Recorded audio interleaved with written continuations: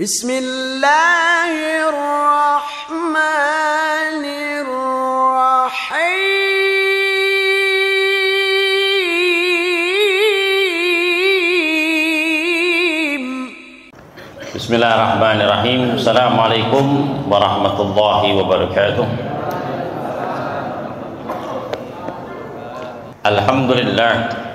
Alhamdulillahilladzi khalaqas samawati wal ard wa ja'alal laila wan nahara tazkilatan lijawil qulubil wal i'tibar man istafahum fajahaduhum fi hadhihi dar asyhadu an la ilaha illallah wahdahu la syarika lah al-malikul qudusus salam laisa kamitslihi syai'un wa huwas samiul basir wa asyhadu anna sayyidina maulana wa nabiyyana muhammadan abduhu wa rasuluhu wal habibuhu wa khaliluhu wasafiyyu wan nadhiyyu. Allahumma salli wa sallim wa barik wa azim ala sayyidina maulana Muhammadin nabiyil ummiyyi wa ala alihi wa sahbihi wa man tabi'ahum bi ihsanin ila yaumiddin, amma ba'd. Alhamdulillah wa syukurillah, tak terasa kita berada di penghujung akhir tahun daripada tahun Hijriah, yakni tanggal 23 di bulan Dzulhijjah.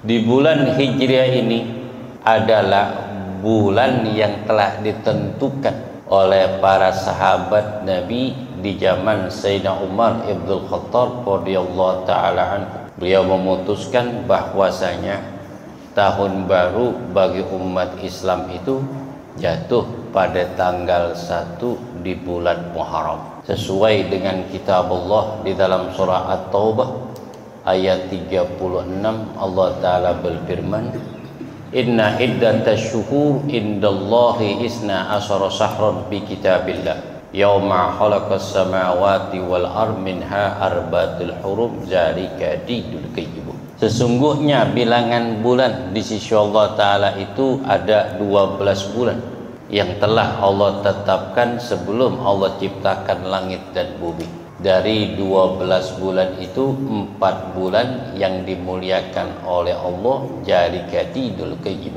Begitulah agama yang lurus. Dalam satu tahun itu menjadi 12 bulan yang Allah telah tetapkan. Dalam setahun itu adalah 12 bulan sebelum Allah ciptakan langit dan bumi. Dari 12 bulan ada 4 bulan yang dimuliakan Allah. Salah satu mutawaliyatun, 3 bulan ini berturut-turut, bulan Dzulqa'dah, Dzulhijjah dan bulan Muharram. Wa sahrun yufariqu baina Jumadil akhir wa Sya'ban wa huwa syahrul Rajab. Sedangkan satu bulan itu dipisahkan antara bulan Jumadil akhir dan bulan Sya'ban, yakni di tengah-tengah adalah bulan Rajab. Kita berada di penghujung tanggal 23 di bulan Dzulhijjah.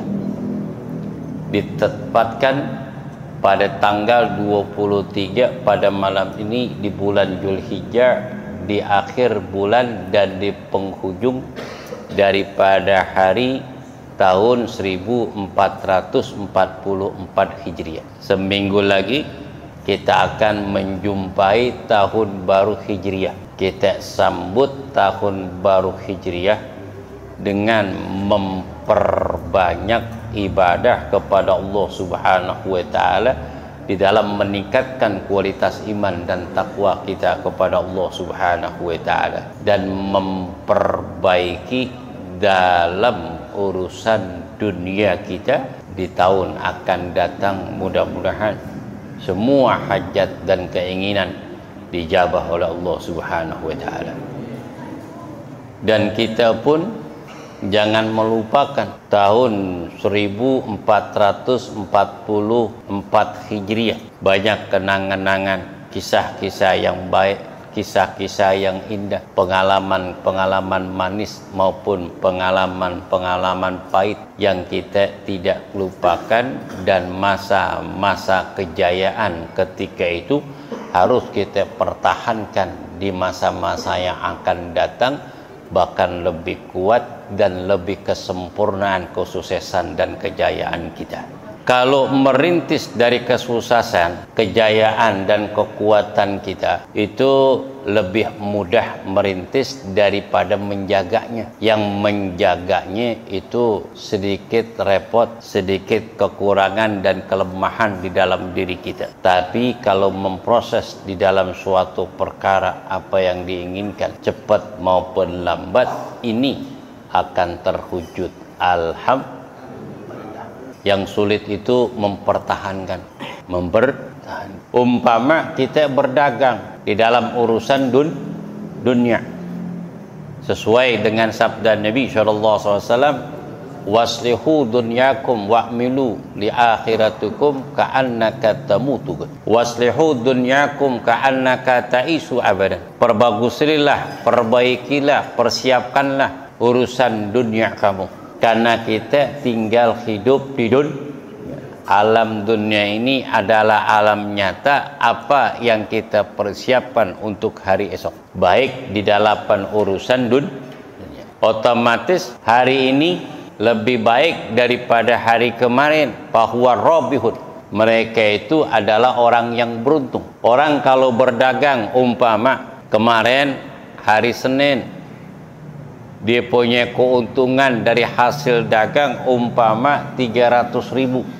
Hari Selasa, apakah dia kepengen keuntungan hari Selasa ini ataupun besok Rabu sama 300 atau 500 atau sejuta? Gue tanya. Wih, kalau urusan dagang, tadi dagangan habis. Dagangan yang kita dagangin habis, punya untung bersih 300.000. Ini untung bersih nih. Untung bakal anak buah udah selesai, ngopi 3 kali, rokok Jisamsu 2 bungkus habis. Itu udah bersih tuh. Kira-kira besok kita dagang mau sama ataupun kurang atau pengen lebih untungnya? Lebih. Pasti kita pengen lebih. Sekarang untung 300, kalau perlu pusat besok untung 3 juta. Alhamdulillah. Besok untung 3 juta. Kalau bisa besok untung 4 juta. Besok lagi untung 5 juta. Terus peningkatan di dalam kualitas daripada perekonomian kita harus meningkat. Kenapa? Al-mu'min gawi ahabbu ilallah minal mu'minid dhaif. Orang mukmin yang kuat lebih dicintai oleh Allah daripada orang mukmin yang lemah. Kakalah hari raya Idul Adha kemarin, kalau semua jamaah modal tenaga, sapi, kambing nggak ada yang beli, jadi gak kurban. Sayang tuh golok bar udah diasah, sapinya nggak ada, kambingnya nggak ada, jadi kesasaran pun pisang. Betul. Harus ada uang. Ada yang berkorban dengan uang, ada berkorban dengan tenaga, dengan pikiran. Alhamdulillah, tinggal terwujud apa yang kita citakan hari raya kurban. Begitu juga di dalam pembangunan masjid. Masjid Mutmainah berdiri di tengah-tengah, begitu megah, di tengah-tengah kampung Jagakarsa. Alhamdulillah, begitu megah, yang begitu bagus. Kelihatan tuh dari ujung ke ujung 4 arah kelihatan menaranya dan keindahan menara dan gubahnya. Bahkan interior dalam masjid ini, alhamdulillah, itu bisa terwujud pertama adanya duit. Ada apa? Adanya uang. Kalau nggak ada uang nggak mungkin ada, karena beli barang material dibutuhkan uang. Dengan ada uang, kemauan, tekad bulat, kebersamaan, tenaga, pikiran, terakhir adalah doa terakhir bagi orang-orang yang tua yang nggak mampu untuk bekerja, nggak mampu untuk mengeluarkan uang. Satu jalannya adalah berdoa kepada Allah Ta'ala supaya Allah ketuk hati kaum muslimin untuk mengeluarkan sebagian hartanya di dalam pembangunan masjid ini. Alhamdulillah. Di dalam urusan dunia kita harus tingkatkan kualitasnya, apalagi di dalam urusan akhirat. Hasibu anfusakum qabla an tuhasabu. Perhitungkanlah diri kamu sebelum nanti Allah perhitungkan. Apa kita hitungkan? Jangankan kita hitung-hitung seminggu yang lalu atau sebulan yang lalu ataupun tahun yang lalu. Yang tadi pagi aja, dari semenjak adzan subuh sampai waktu maghrib, kita bertanya kepada diri kita, sudahkah kita membaca Al-Quran pada hari ini? Sudahkah kita melaksanakan ibadah sholatul duha? Sudahkah kita mengeluarkan infak dan sedekah? Itu. Kalau kita sembahyang wajib yang kita lakukan, sholat sunnah yang kita kerjakan, Al-Quran yang kita baca, tahmid dan dzikir dan pembacaan Al-Quran yang kita laksanakan dan kita baca, infak sedekah yang kita keluarkan, berarti kita adalah orang yang beruntung pada hari ini. Andai kata duha lewat, zuhur ketiduran, asar kecapean, ini Quran nggak dibaca, infak sedekah nggak dikeluarkan, berarti dia termasuk adalah orang khosirun, orang yang rugi. Kenapa? Karena waktu sangat berharga. Tinggal hidup di dunia bagi orang yang membutuhkan waktu. Waktu itu sangat berharga bagi orang yang memerlukan waktu. Makanya dalam Al-Quran, likulli ummatin ajal, faijaja ajaluhum la yatakhiruna sa'atan wa la yastaqdimun. Setiap umat, setiap sesuatu ada masanya. Apabila masa telah tiba, maka tidak bisa dimajukan ataupun diakhirkan. Semuanya itu kehendak Allah Subhanahu wa taala. Waktu sangat berharga bagi orang yang mengerti dan memahami begitu besar manfaat, begitu mahal yang namanya waktu, nggak bisa ditukar dengan harta benda, dengan permata ataupun dengan uang. Kalau mereka tahu waktu itu sangat berharga. Kita udah tua, masa remaja adalah masa yang indah.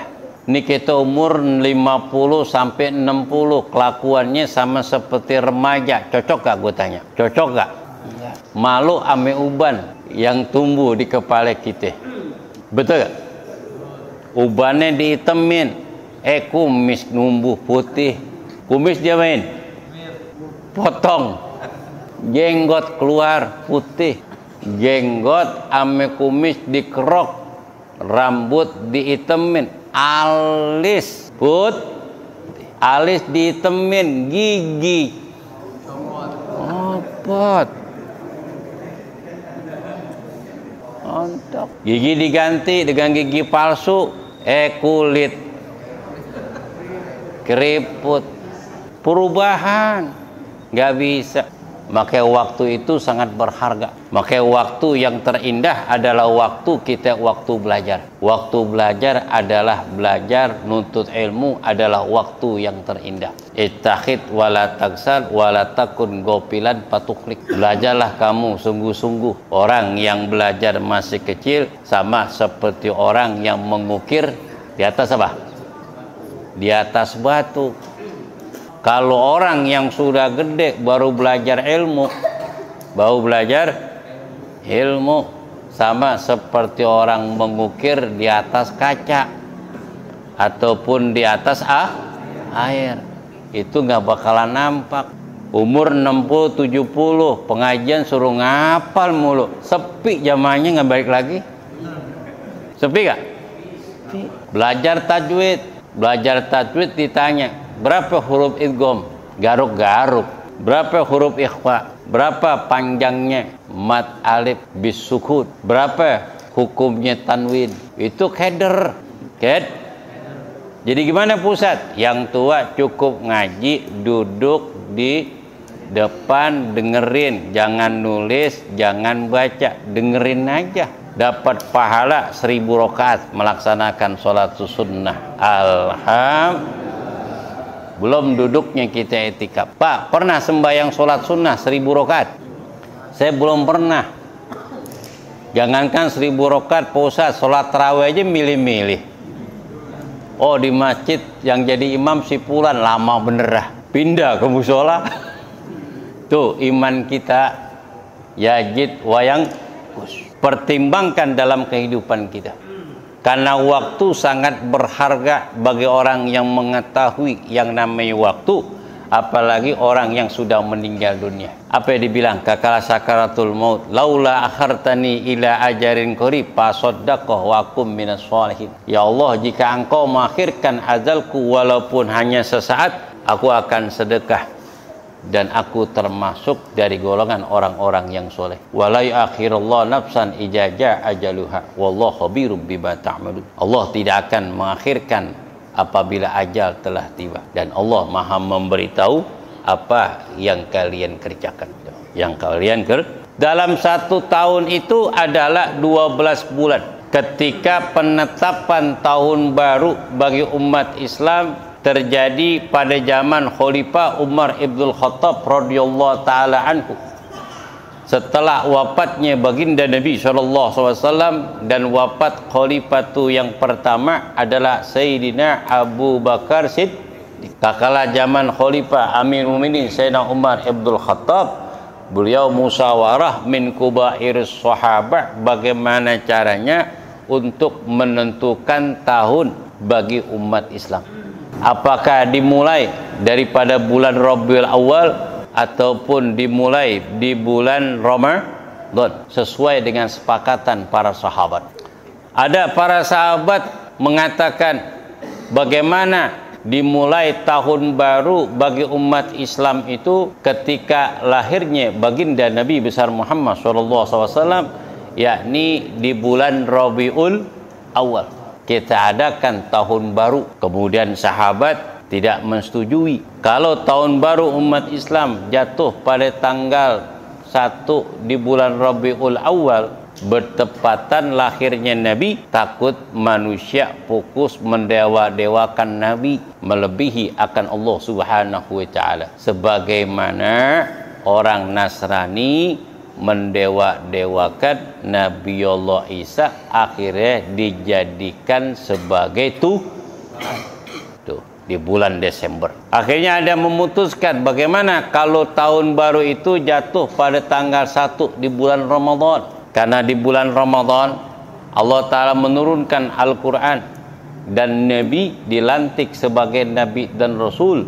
Ayat diturunkan pertama kali surah Al-Alaq, Iqra bismi rabbikal ladzi khalaqal insana min 'alaq, Iqra wa rabbukal akram allazi 'allama bil qalam 'allamal insana ma lam ya'lam. Kemudian sahabat dengan hasil musyawarah tidak menyetujui, karena bulan Ramadan bulan yang sangat agung, harus dipisahkan daripada 11 bulan yang lain. Karena bulan Ramadan bulan yang sangat mulia, syahrul Ramadan allazi undila fihil Quran hudal linnasi wa bayyinati minal huda wal furqan. Syahrul siyam, syahrul syilawat, syahrul siyam, syahrul qiraatil Quran. Karena bulan Ramadan adalah bulan yang sangat mulia. Di bulan itu diturunkan Al-Qur'anul Karim. Dan bulan dikatakan bulan berkah karena diwajibkan kaum muslimin untuk melaksanakan ibadah puasa. Kemudian ada usulan bagaimana penempatan tahun baru terjadinya hijrah Nabi dari kota Mekah menuju Taif. Kemudian para sahabat tidak setuju karena akan teringat sejarah Nabi SAW ketika beliau hijrah dari Mekah menuju Taif. Kenapa? Yang disambut adalah lemparan batu dan cacian dan hinaan kepada Nabi karena hasutan daripada Utbah bin Rabi'ah dan Umayyah, termasuk pamannya Abu Lahab yang membenci Nabi. Kalau dijadikan tahun itu bertepatan dengan hijrah Nabi dari Mekah ke Madinah, takut umat Islam sesudahnya akan benci kepada orang-orang Taif karena mengingat sejarah yang kelam di dalam tuntunan ajaran Islam. Kemudian Sayyidina Umar mengatakan, aku punya pendapat, bagaimana pendapat daripada sahabat-sahabatku? Apakah kalian mensetujukan pendapatku? Bagaimana pendapat engkau? Kata sahabat, ya Amir Mukminin, bagaimana kita jadikan tahun baru bagi umat Islam itu jatuh pada tanggal 1 di bulan Muharram.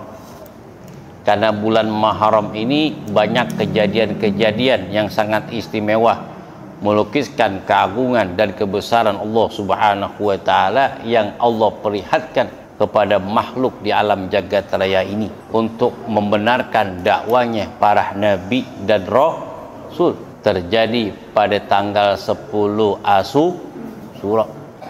Allah selamatkan Nabiullah Musa dari kejaran Fir'aun, ditenggelamkan Fir'aun dan tentaranya, itu terjadi pada tanggal 10 Asyura. Kemudian Sayyidina Umar memutuskan tahun baru tanggal 1 di bulan Muharram, karena Sayyidina Umar tidak mau melupakan sejarah yang terjadi di dalam dakwanya Nabi SAW ketika Nabi di Mekah selama 13 tahun. Hanya segelincir manusia yang beriman kepada Allah dan Rasulnya dan mempertahankan akidah sampai akhir hayat dan berjuang bersama Nabi SAW di i'la kalimatillah. Akhirnya para sahabat bersepakat apa yang dikatakan pendapat Amirul Mukminin Sayyidina Umar Ibnul Khattab. Diawali dengan bulan Muharram, bulan yang agung, bulan yang sangat mulia, dan diakhiri di bulan Dzulhijjah. Karena bulan Dzulhijjah ini kaum muslimin dan muslimat di dalam melaksanakan ibadah haji ke Baitullah. Walillahi 'alan nasi hijjul baiti man istata ilaihi sabila wa man kafara fa innallaha ghaniyyun 'anil 'alamin. Kewajiban manusia terhadap Allah di dalam melaksanakan ibadah haji ke Baitullah. Barang siapa yang mengingkari kewajiban haji, sungguhnya Allah Maha Kaya atas semesta alam ini. Kewajiban rukun Islam yang kelima. Tatkala mereka selesai melaksanakan ibadah haji, pulang ke tanah air menyambut tahun baru Hijriah sesuai dengan kitab Allah surah At-Taubah ayat 36, inna iddatas syuhur indallahi isna asara sahran fi kitabillah yauma khalaqas samawati wal ard minha arba'atul hurum dzalika dinul qayyim. Sesungguhnya bilangan bulan insyaallah taala itu ada 12 bulan yang Allah tetapkan sebelum Allah ciptakan langit dan bumi. Sebelum Allah ciptakan langit dan bumi, sebelum Allah ciptakan jin dan manusia, hewan, tumbuh-tumbuhan, bahkan malaikat, yang pertama kali yang Allah ciptakan adalah waktu. Yang Allah ciptakan pertama adalah waktu. Makanya Allah bersumpah di dalam sebagian surah Al-Quran. Ada sumpahnya Allah, wal fajri, demi waktu fajar. Wad duha, demi waktu duha. Wal asri, demi masa. Ada wal laili, demi waktu. Berarti waktu dulu yang Allah ciptakan. Sebab kehidupan manusia itu makhluk yang hidup di alam dunia ini berjalan dengan waktu. Waktu dimulai pertama dari Sabtu. Sabat dimulai ciptaan makhluk alam jagat raya ini dimulai pada hari Sabtu.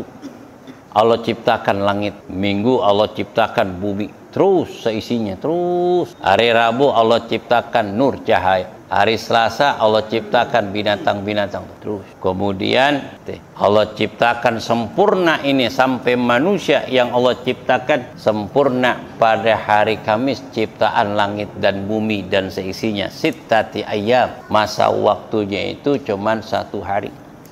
Pas hari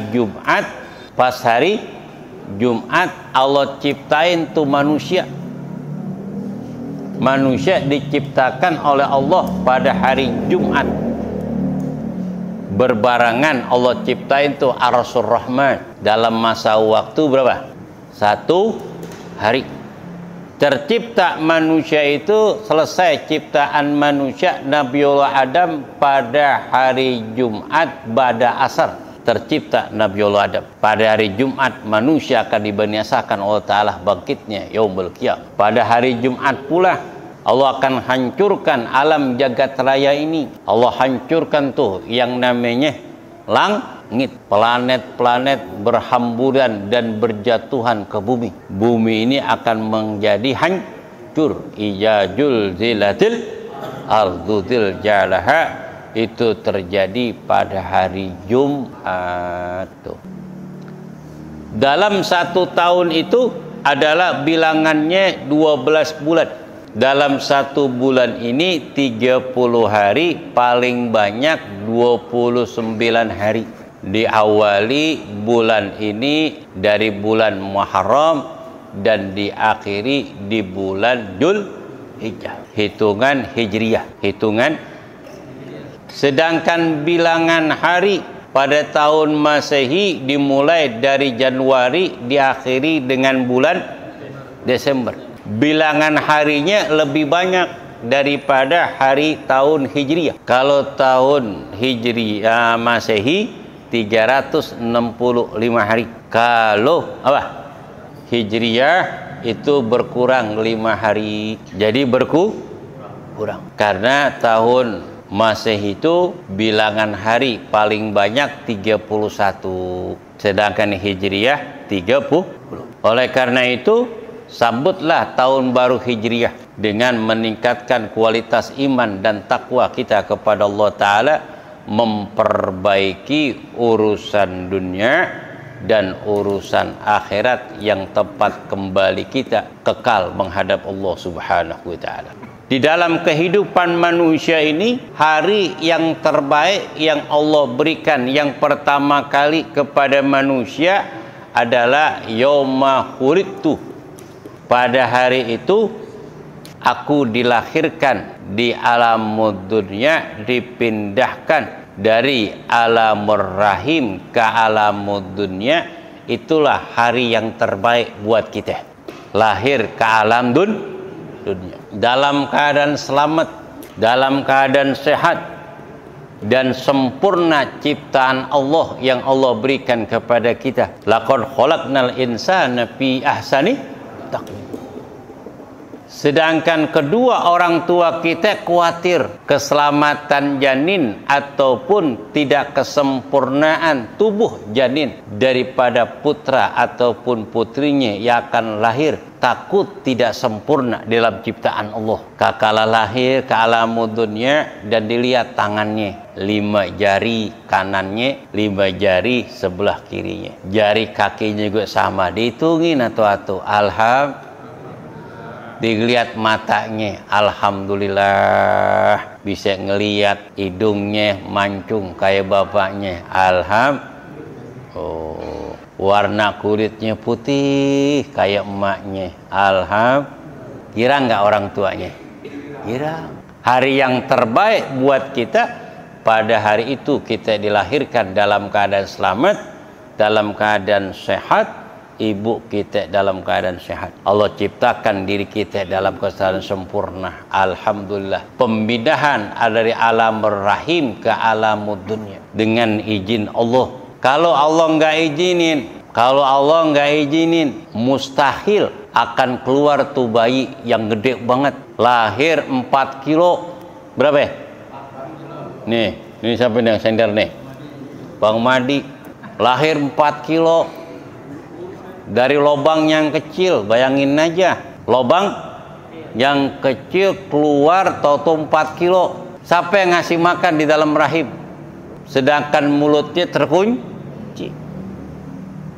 Siapa yang ngasih makan? Allah. Allah yang ngajarin tuh bayi bisa keluar tersebut. Alhamdulillah. Siapa yang ngajarin bayi ketika lahir dia menangis? Kenapa kok bayi lahir dalam keadaan menangis? Kenapa dia nggak tersenyum? Bayi ketika lahir itu dalam keadaan menangis karena digaplok sama setan. Diapain? Digaplok, orang Betawi bilang. Ditabok, ditempeleng sama setan. Ummu Subyan yang suka ganggu anak-anak kecil dari bangsa jin. Karena nggak seneng dengan manusia dari anak keturunan Nabiullah Adam. Setiap anak yang lahir dalam keadaan nangis kecuali aku, kata Nabi SAW, dan para nabi dan rasul lahir tidak ada yang menangis kecuali manusia biasa. Kenapa? Biar bayi ini masih kecil udah ditabok supaya ngikutin langkah syaitan. Wala tattabi'u khutuwatis syaitan fa innahu lakum aduwwum mubin. Wa mattakhidza syaitanu qarina fasa'a qarina. Sampai saja yang menjadikan syaitan itu teman sejatinya, alangkah buruknya kau jadikan syaitan itu teman baiknya, dia akan rugi. Siapa yang ngajarin tuh? Bayi lahir kemudian dalam keadaan menangis. Allamal insana malam ya'lam. Allah lah yang ngajarin manusia dari sesuatu yang ia tidak tahu. Bayi itu lahir dalam keadaan nangis, dipegang ame suster, ame dokter, tambah nangis. Kakela dipeluk oleh seorang ibu, langsung diam. Siapa yang ngajarin bayi kenalin ibunya? Oh, Masya Allah. La haula wa la quwata illa billah. Al-Fatihah. A'udzubillahi minasyaitonir rajim. Alhamdulillah rabbil alamin arrahmanir rahim maliki yaumiddin. Iyyaka na'budu wa iyyaka nasta'in ihdinas siratal mustaqim siratal ladzina an'amta 'alaihim ghairil maghdubi 'alaihim waladdallin. Amin. Wa Rabbana karim irhamar rahimin bi haqqil Fatihah wa bi sirril Fatihah wa bil karamatil Fatihah iftah lana babul khair waj'alna min ahlil khair. Innaka wali kulli khair ya bar yalham ya kashifal gham ya man yamdi yaghfir wa yarham.